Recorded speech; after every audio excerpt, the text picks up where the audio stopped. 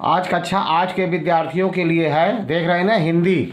अब वार्षिक परीक्षा पूर्णांक 100, हिंदी, पेपर संकेतांक है 22-17, समय है 2.5 घंटा, पूर्णांक है 100। और यह सेट नंबर 2 होगा। सेट नंबर 2 का मतलब आप जानते हैं कि इस तरह के एक बार वीडियो सब विषय के डाल दिए गए हैं। अब दूसरा पेपर डाला जा रहा है तो ये सेट 2 होगा।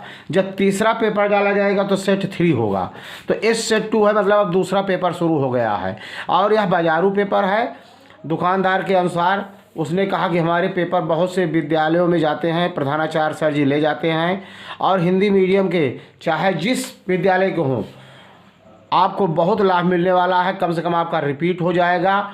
और अदर प्रांत में भी हमारे पेपर आपको लगभग मैच करेंगे हिंदी भाषी, हिंदी मीडियम स्कूल में।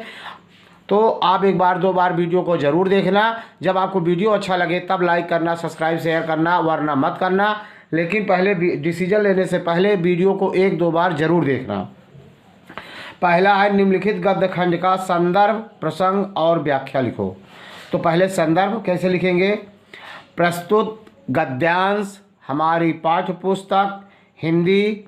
अब हिंदी में आपकी कक्षा 8 की किताब का जो नाम हो लिख देना। हमारे का कवर फट गया है, नहीं पता है। के आत्मनिर्भरता नामक पाठ से अवतरित किया गया है, जिसके लेखक आचार्य रामचंद्र शुक्ल जी हैं। ये तो हो गया संदर्भ। फिर काले से लिखेंगे प्रसंग। प्रसंग में क्या लिखेंगे? अब आपकी किताब जब खोलेंगे आप कक्षा पाठ 11, तो सबसे ऊपर लिखा गया है प्रसंग।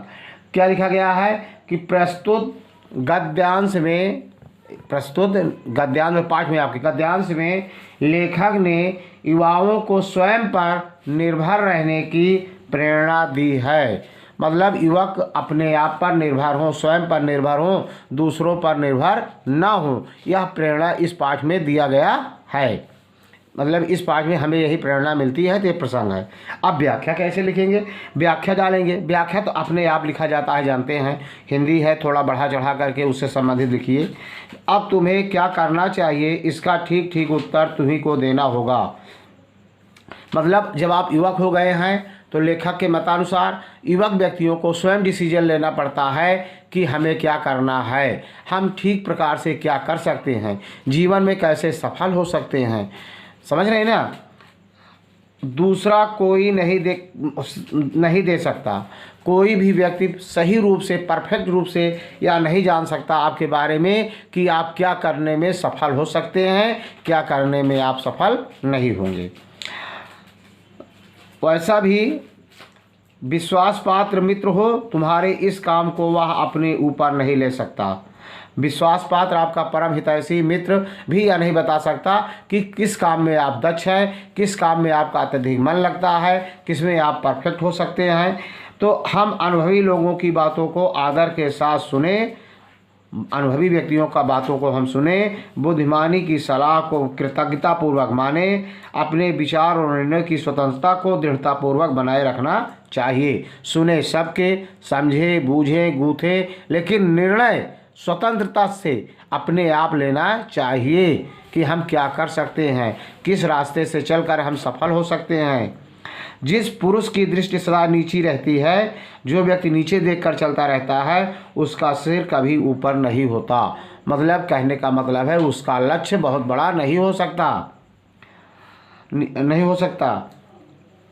नीची दृष्टि रखने से यदि आप रास्ते पर रहेंगे, यदि आप नीचे देखकर चल रहे हैं तो आप रास्ते पर रहेंगे, आपका रास्ता सही रहेगा कि हम रास्ते पर चल रहे हैं। इस बात को हम न देखेंगे कि यह रास्ता कहाँ ले जाता है, तो रास्ता पकड़े तो हम चले जाएंगे, लेकिन हमें पता नहीं लगेगा कि हम अपने सही रास्ते पे जा रहे हैं कि गलत रास्ते पे जा रहे हैं कि कहाँ जा रहे हैं। चित्त की स्वतंत्रता का मतलब चेष्टा की कठोरता या प्रकृति की उग्रता नहीं है। समझ गए ना? अब दूसरा क्वेश्चन है, निम्नलिखित प्रश्नों का उत्तर दीजिए। साई जी की क्या कामना थी? साई जी कामिनो भारत कब और किस कार्य के लिए आए? जापान में हिंदी की क्या स्थिति है?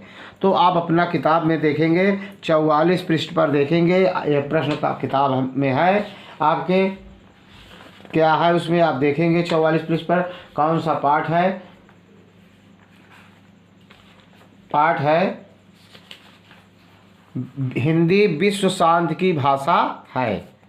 तो तीनों का उत्तर, आप भारत आने के पीछे क्या विशेष उद्देश्य था, या जापान कब आए थे, पूरा लिखा गया है, देख रहे हैं ना। इसी में से आपको लिखना है प्रश्नोत्तर, और इस पूरा लिखना है तो ज़्यादा नंबर आपको मिल जाएंगे। मैंने टिक कर दिया है कहाँ से लिखना है। तीसरा क्वेश्चन है,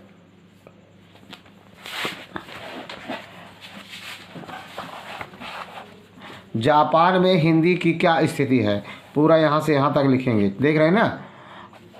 जब आप लिखेंगे पूरा यहाँ से यहाँ तक के, तो आपको पूरा नंबर मिल जाएगा। क्वेश्चन एक भी नहीं छोड़ना है, सबको लिखना है, अच्छे अंक लाना है, और इसी प्रकार से आपकी तैयारी भी हो जाती है। अगला क्वेश्चन है, निम्नलिखित शब्दों का अर्थ लिखिए। आपके ही किताब का है यह अर्थ। कैसे है देखिए, पाठ के अंत में जो आते हैं, ये एक कविता है जो आपके यहाँ, उसी कविता से संपूर्ण लिया गया है। अचल, अचल का अर्थ होता है अडिग, जो डिगे ना, अडिग। मंजिल, मंजिल छपा है, गलत है, मंजिल। मंजिल कहते हैं आपको अपना मंजिल मिला, लक्ष्य मिला, तो मंजिल माने लक्ष्य। विगत, विगत वर्षों की भांति, विगत वर्षों मतलब विगत माने बीता हुआ। और पतवार माने, आप देखते होंगे जब नाव चलाता है नाविक, तो एक कुछ खेने के लिए रहता है जो पानी काटता रहता है, नाव चलाता रहता है ना, उसी को कहते हैं पतवार। मतलब नाव खेने के लिए जो उसका लग्घा होता है या पतवार होता है, उसी को कहते हैं, जिससे वो नाव खेता है, पतवार। अम्बुधि, अम्बुध माने होता है संसार। अम्बुध माने समुद्र होता है, संसार नहीं, सॉरी। अम्बुधि माने समुद्र। तो इस तरह 5 शब्द थे, पांचों आपको बता दिया गया। निम्नलिखित गद्य, संस्कृत गद्य का हिंदी में अर्थ लिखिए। आप बहुत ध्यान से सुनेंगे, आप 1-2 बार इसको अब आपके सर जी पढ़ाए होंगे, ध्यान देना, या आप अपने किताब में देख लेना, या गूगल में सर्च कर लेना। अस्माकं प्रदेशस्य मध्य दक्षिण भागे अति प्राचीनम प्रयाग नगरम स्थितम अस्ति।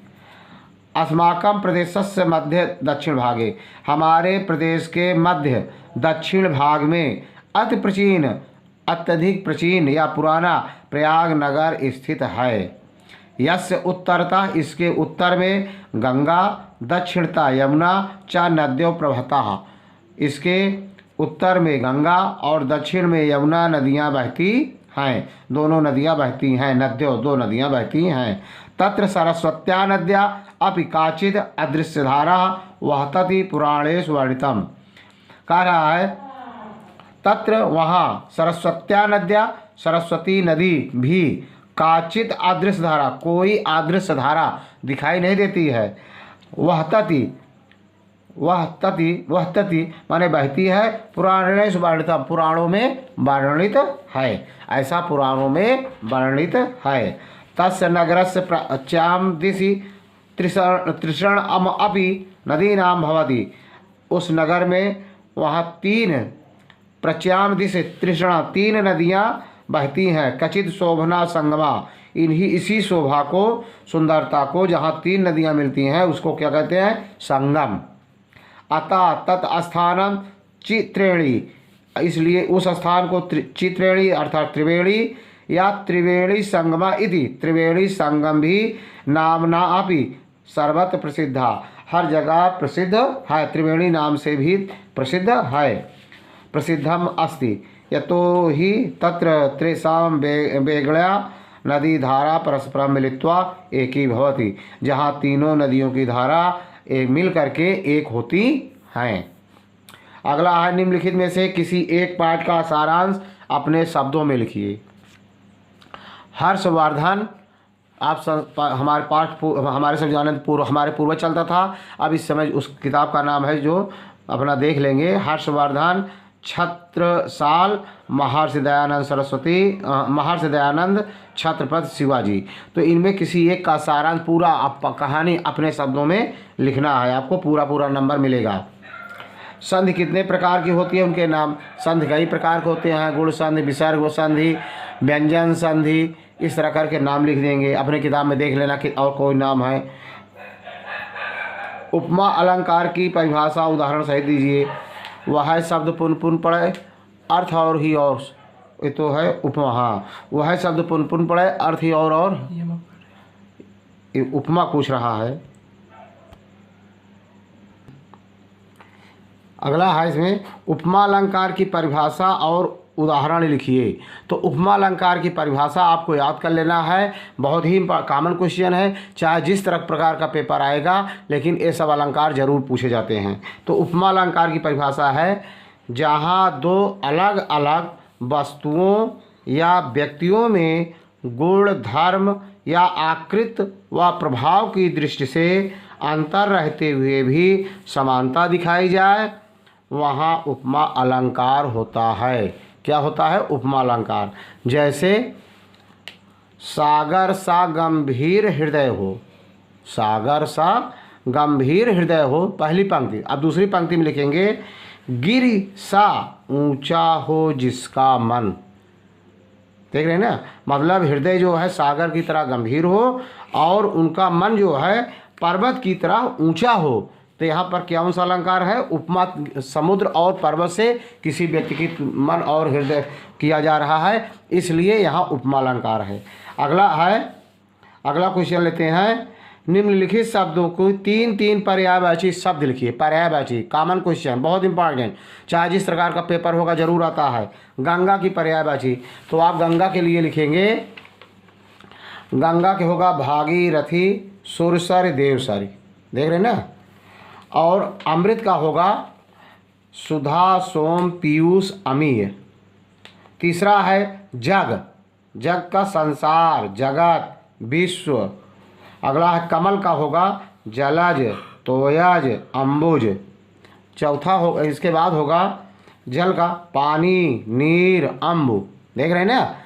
इस तरह से आपको सबको लिखना है, छोड़ना नहीं है।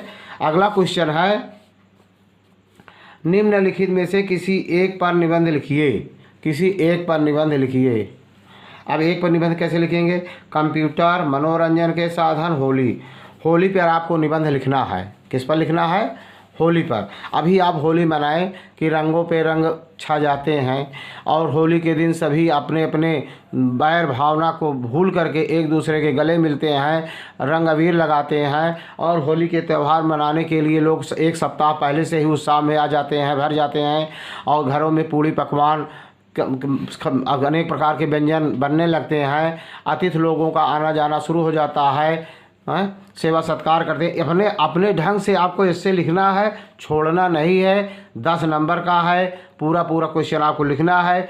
वीडियो को पूरा देखना है। यदि आपको वीडियो अच्छा लगा हो तो लाइक करना, सब्सक्राइब करना, शेयर करना। जय हिंद, जय भारत।